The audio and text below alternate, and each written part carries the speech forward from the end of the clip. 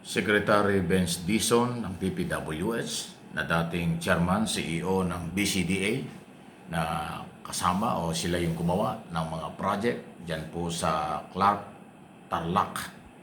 Itong controversial na sports complex na ginamit ng SEA Games 2019. Pakinggan po ninyo ang kanyang pahayag at kumpiyansa na wala siyang problema rito at handa naman siyang mag-imbestiga kung itutuloy ng mga otoridad ang investigasyon tungkol sa controversial na ito. Ganda ng mga facilities na yun. Nakita nyo naman, no?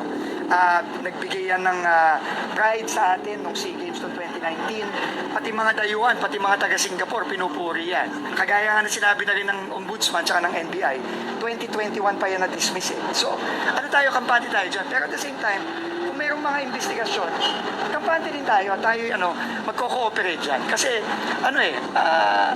malinis ang konsensya natin at naniniwala tayo na napakaayos ng mga facilities na yan. Anyway, so kung maayos po yung facilities, walang problema. Actually, hindi naman yun yung focus ng NBI na imbestigahan yung kabuuan ng Clark, Tarlac, sports complex. Ang tinutukoy ni NBI Director Matibag initially ay yung tinatayang 2.5 billion umano dun sa kabuuan ng ginamit ng SEA Games. Yung infrastructure program kung saan tinayo ang mga building, sports complex, hindi na ho naging problema yan. Dahil tama yung sinabi ni Secretary Dizon, 2021, na-dismiss na ho yung isong yan. Wala na siyang problema yan. Dinismiss na ng NBI at saka ng Ombudsman yung issue tungkol sa kanya. Ang nakita naman ng NBI ay yung kung paano ginawa yung mismong aktual na SEA Games, yung laro, yung sports, doon sa itinayong Clark, Tarlac Sports Complex. So magkaiba pa yun, magkaiba po yan. Although 10 billion ang unang report dyan nagamit. At ang malaking bahagi dyan ay nagamit doon sa pagtatayo ng mga istruktura dyan. Yung operation mismo tungkol sa uniforme, pagkain, accommodation, at mga ginastos, ginamit, doon mismo sa aktual na palaro, yung SEA Games. Yun ang nasilip. Kaya 2.3 to 2.5 billion ang pinag-usapan doon. Dahil mukhang may problema sa bidding, hindi nagkaroon ng bidding. So hindi yung kabuuan ng facilities, yun hong ginawa mismo na palaro. At dinayo tayo ng maraming mga atleta mula kung saan-saan dito po sa Southeast Asia. Kaya nga SEA Games. Yun hong issue niyan. So, tingnan natin kung saan aabot ito. Ako naniniwala si Dizon alam problema rito. Dahil hindi naman yan katulad ng ibang korap. Kaya nga pinagkatiwalaan niya ni Pangulong Marcos eh.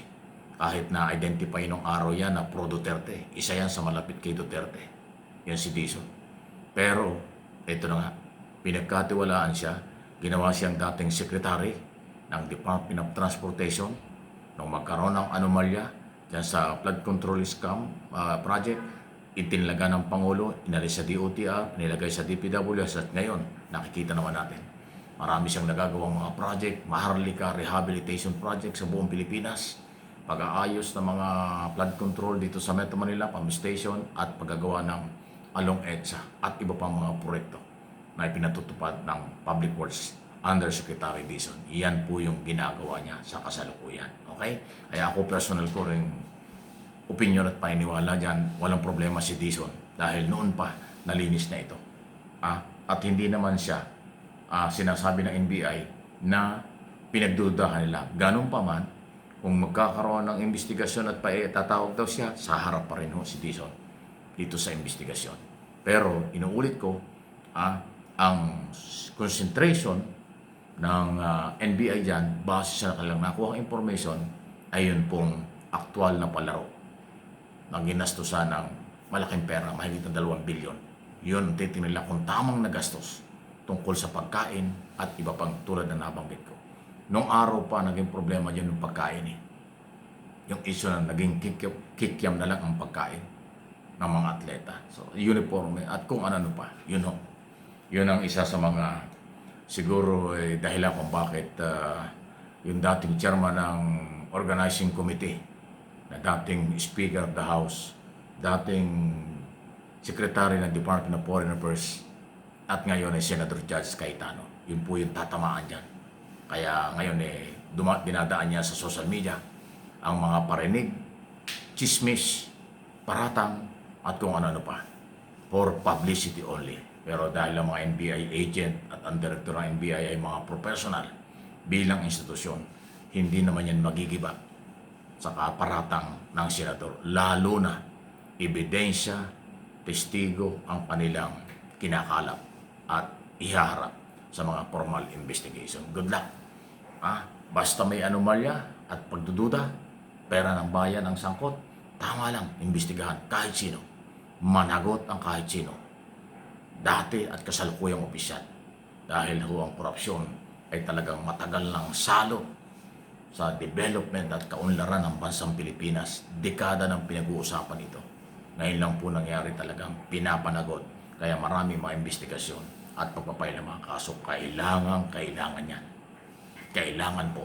Dahil ang justisya para sa pera ng mamamayan, gobyerno din po ang gagawa niya.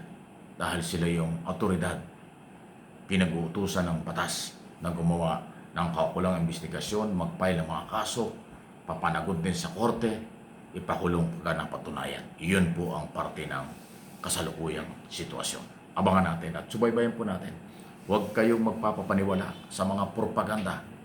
Huwag kayong magpapaniwala sa mga personal na batikos. Walang mangyayari yan.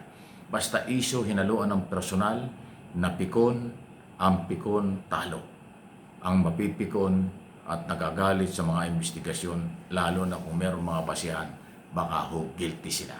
Expected natin kung ano ang kailang reaksyon. Hindi pa nag-uumpisa, galit na eh.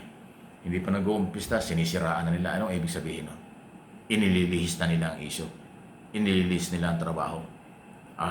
Lagi nila sinasabi ng mga anti-Marcos, inililihis, binabaligtad daw yung mga batas. Pero sa isang banda, sila pala ang gumagawa nun. Nakita nyo, nakulong na. Si Marcoleta, si Mike Defensor, at yung mga negosyante, si Jingo Estrada, si Bong Revilla, at kung sino-sino pa.